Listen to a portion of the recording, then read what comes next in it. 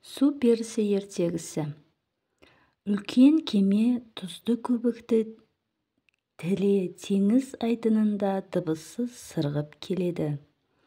Жел оның аппақ қардай желікенін желбіретті.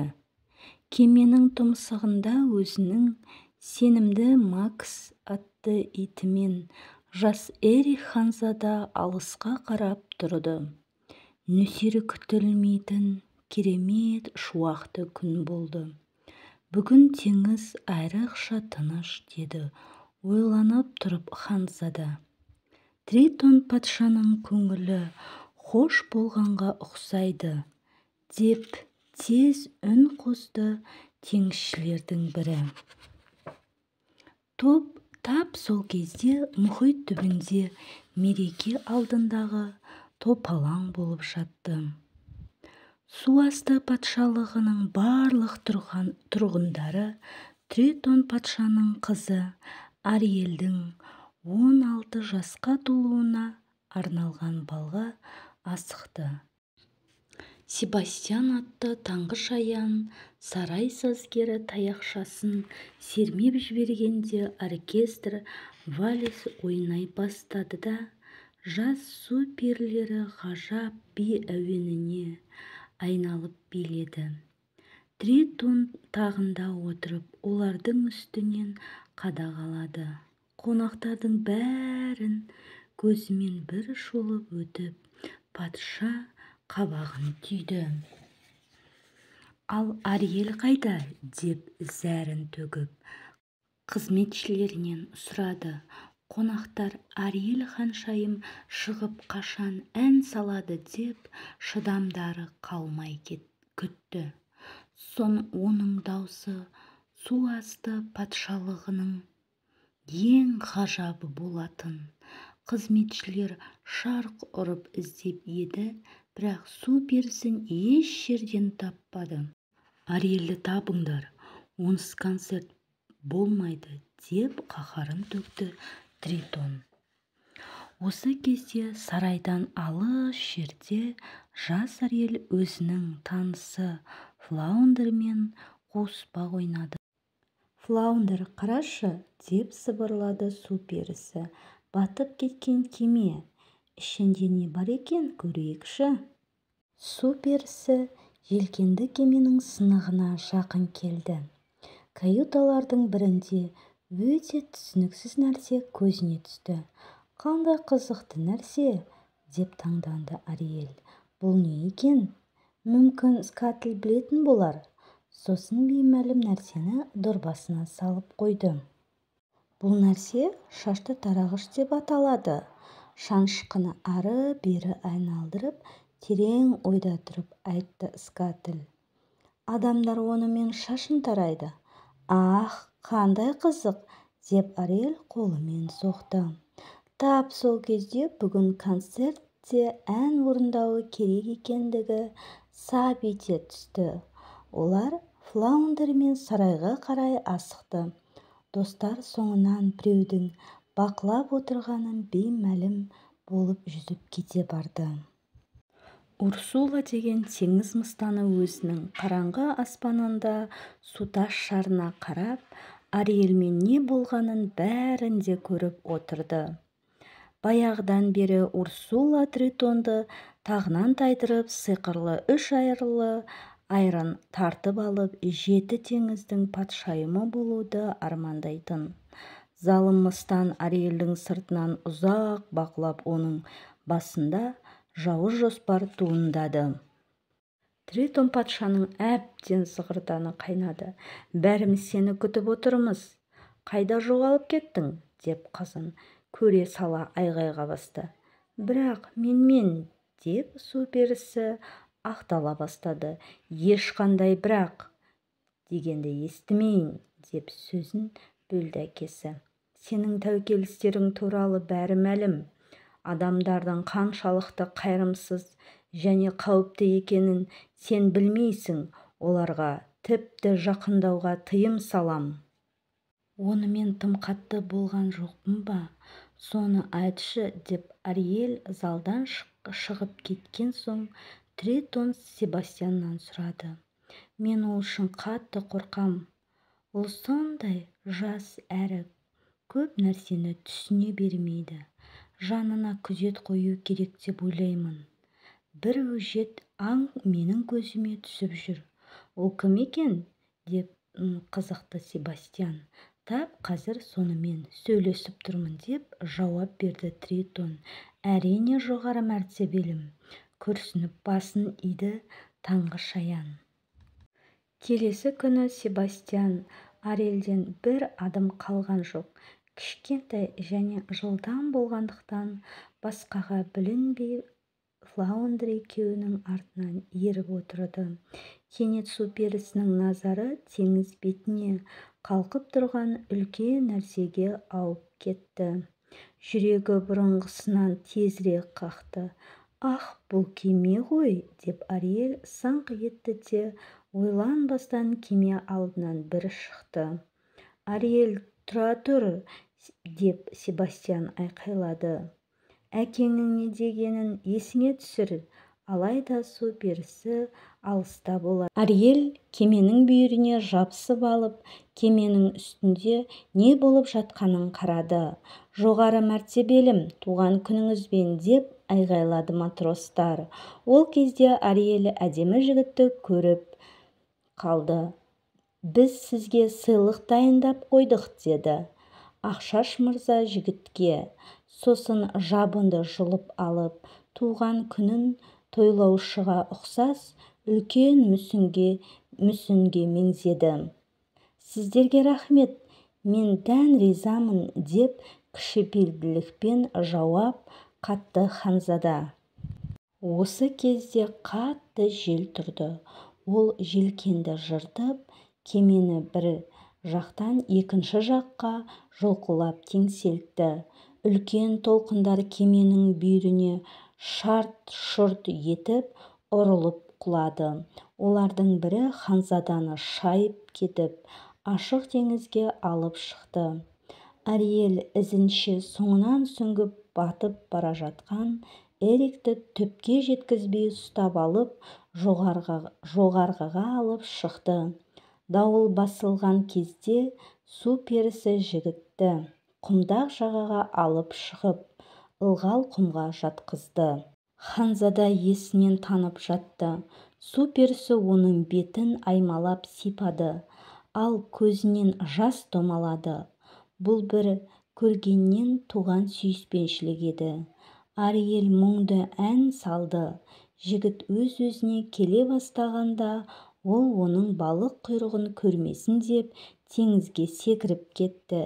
Есін жиып Эрик көзін ашқанда өзін құтқарушының бет-әлпетін есіне түсіре алмады. Есінде тек көмескі кескіндер мен ғажайып сұлу даусы ғана қалды.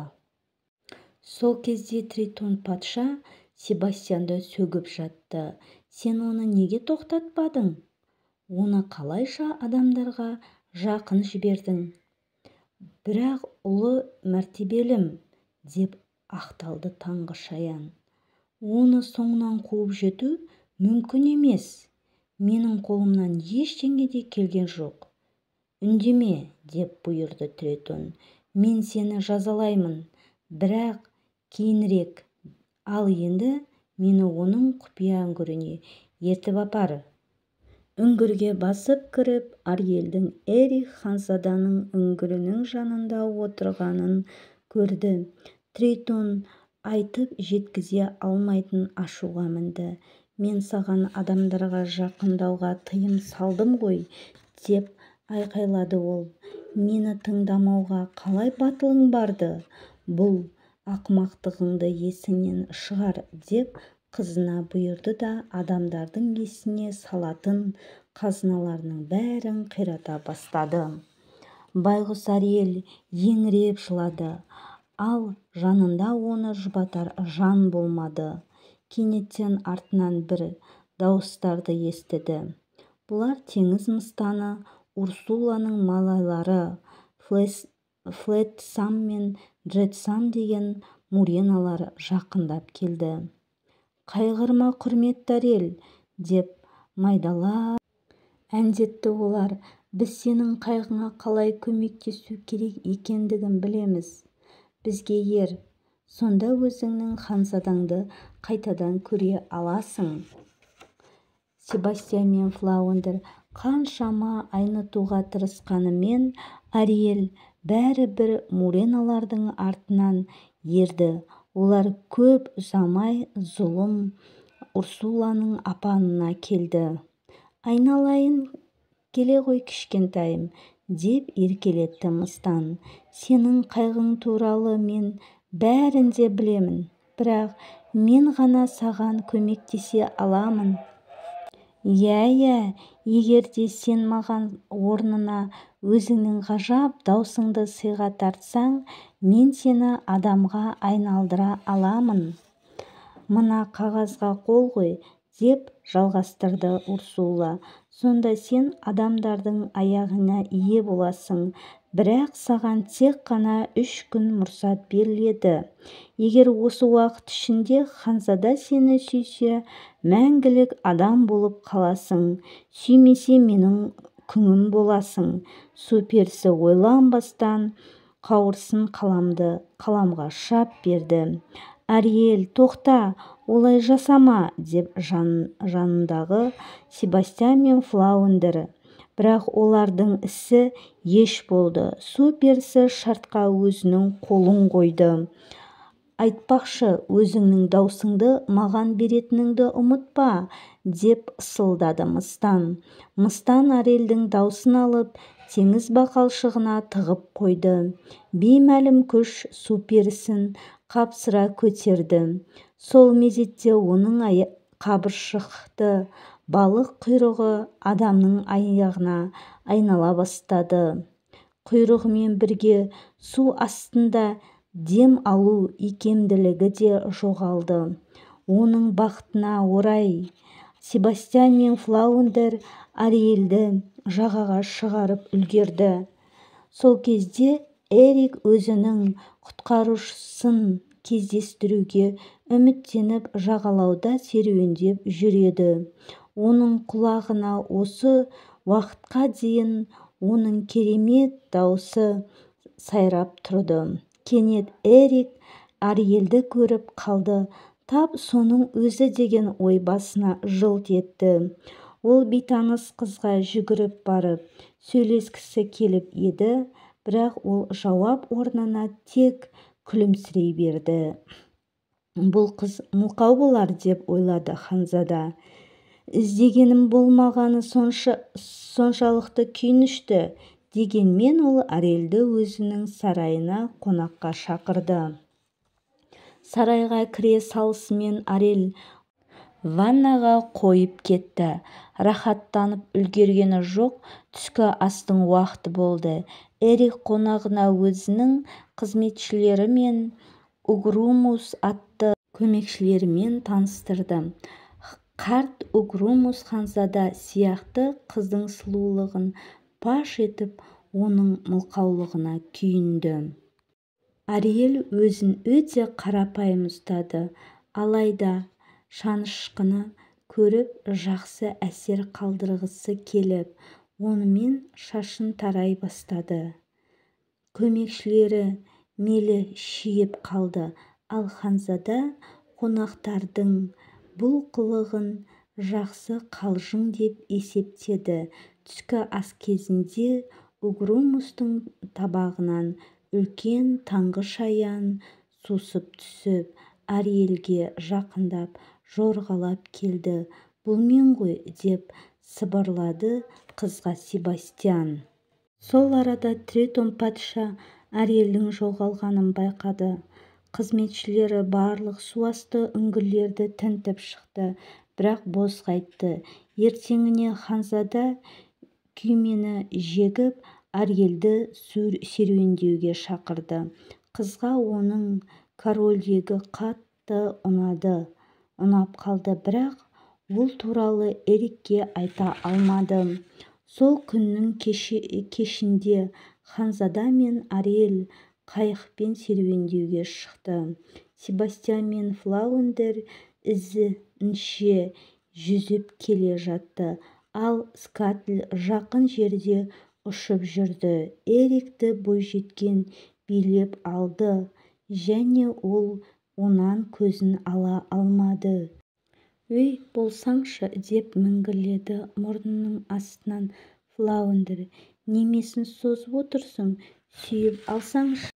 Сутас жарға қарап отырған Урсула ханзада мен Ариэльді сүюге шақ қалғанын көріп отырды. Мұны болдырмайын деп шарылдап мыстан Джетсам мен Флессамды шақырды. Оларға жақын жүзіп барып, қайықты аударып тастаңдар. 2 минут өтпей жатып ғашықтар суға күмп етті. Бірақ Урсуланың көңілі көншіген жоқ. Кеш болмай тұрып оларға бөгет жасауым қажет. Ханзаданы сиқырлы даусының көмегімен арбап Ариэльден әрмен әкету үшін мыстан сүйкімді жас қызға айналып сарайға бет алды. Кешке Эрик балконға шығып жағадан ғажап әнді естіді. «Тап сол дауыс!» деп сыбырлады ол. «100 мыңның ішінен де таныр едім». Сонан соң ол қанша күн мен түндер бойы қиялдағанын көру үшін төменге жүгіріп түсті. Скатл Ариэльге қаралы хабар әкелді. Ханзада есімі Венеста деген қызға үйленеді және той бүгін кешке белгіленген. Қайғы басқан Ариэль сарайды кезіп жүре берді. Қалайша ол тек мені жақсы көреді емес пе деп ойлады ол. Ванесса айнаға қарап үрей жая қарқылдап күлді. Енді мені ештеңе тоқтата алмайды деп өзінің ұсқынсыз кескініне қарап масайрады. Жақын арада Ариэль менің тұтқыным болып, өзім 7 теңіздің патшайымы боламын. Оның арманға берілгені соншалық терезеден шағаланың көрінгенін байқамай қалды. Ариэль байғұс өзінің аянышты халін біліп, теңіз жағасында жылап отырды. Оның жер басып жүргенін соңғы күні аяқталып қалды.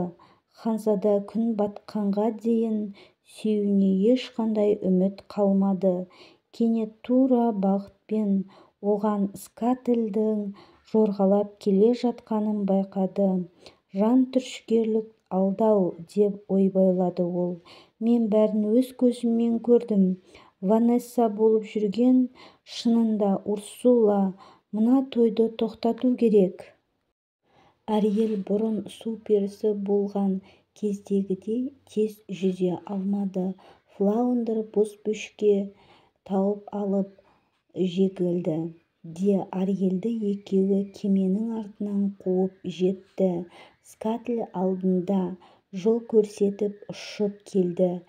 Балық, дельфиндер және басқа теңіз тұрғындары үйір-үйір болып кеменің артынан ұмтылды. Өйткені олардың барлығы Ариэль ханшайымды өте-мөте жақсы көретін және қол ұшын көрсеткілері келді.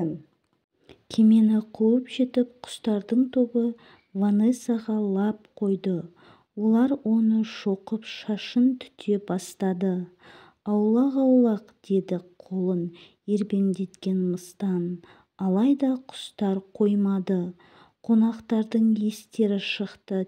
Тек дуаланған ханзада айналада болып жатқандарды елемеді.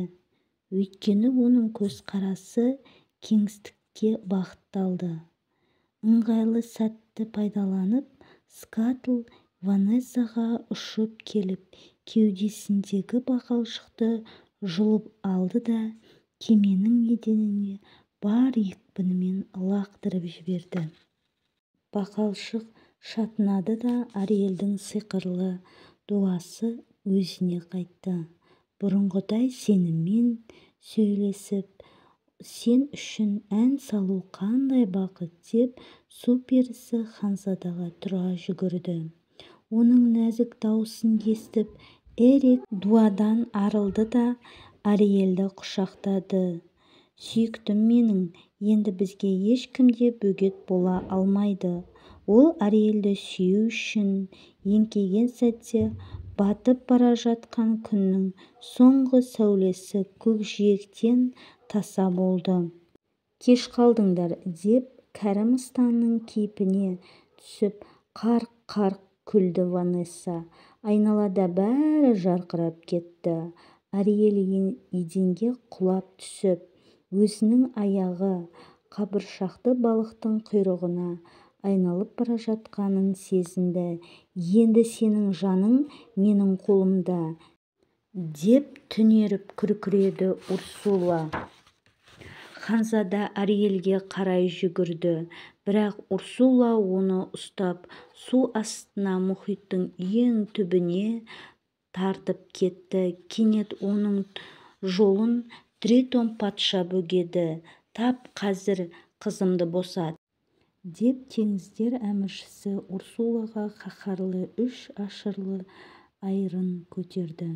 Ол жауап орнына қарқылдап күлді. Ол менің қожалығымда, деген зұлым Ариэль қолын қойған қағазды көрсетті. Болса да біз сөз байласа аламыз. Сен маған сиқырлы үш ашалы айырын мен 7 теңіз тәжін бересің, сонда қызыңды қайтарып ала аласың. Эрик толқындардың үстімен қайықта жүзіп, Ариэльді тауып алып, мыстанның шеңгелінен босатуды армандады. Теңіз тереңіне қанша қараса да ештеңені де көре алмады. Шынымен де оны қайта жоғалтып алу үшін ғана кездестірдім бе, деп ханзаданың қабырғасы қайысты. Қайғырғаны сонша сүңгіні ұстап алып, жорамалдап лақтырып жіберді. Оның Урсулаға деген жек көрушілігі орасан зор болғаны сондай. Мыстанның қолына кіріп, сүңгі тура мыстанға тиді. Урсула қалшылдап жынданды. Маған қарсы шығуға кімнің батылы барды, деп өкіріп Эрикті көріп қалды. Ханзада айқасқа дайындалып, қайық үстінде ұзына бойы дайын тұрды. Ызадан қалтырап мыстан үлкен жартасқа айналғанға дейін өсе берді. Ол үлкейген сайын дауыл да күшейе түсті. Мұхит суының сапырылғаны сондай. Барлық батып кеткен кемелер су түбінен су бетіне шықты. Әбден әлсіреген Эрик өзінің кемелерінің біріне мініп жоғарыға қарғып шықты. Штурвалды берік ұстап, фрегментін толданған мыстанға бағыттап, бар пәрменімен барып соқты. Урсула шайқалып, адам жаны түршігерліктей шыңғырып, тұңғиыққа кіріп жоқ болды. Мейірімсіз мыстаннан құтылғаннан соң оны дуасы тарқап кетті. Дауыл сол мезетте басылды. Ариэль жартастың шетінде отырып мұңайып алысқа көз жіберді. Сүйгенінен алшақ болғаны жанын күйреді. Менің қызым шынында да оны сүйеді екен. Мен оған көмектесуім қажет, деді Тритон Себастьянға. Осы сөзді айта салып, өзінің үш ашалы айырын жоғары көтерді. Жарық құйыны Ариэльді шыр айналдырып, оның құйрығы аяққа айналды. Кеудесін қуаныш кернеді. Ариэль жағаның бойымен Эрик ханзада құшағын жайып күтіп тұрған жерге, өзінің бақытының қарсы алдына жүгіріп шықты. Олар көптен көрмегендей бір-біріне ұмтылды. Келесі күні тойын өткізді. Бұл ұмытылмас мереке болды. Ал кешке Ариэль достарымен қоштасып, Эрикпен бірге жас жұбайлар саяхатына жол жүріп кетті. Қайда дейсіздер ме? Әлбетте жер жүзін айналып шығу саяхатына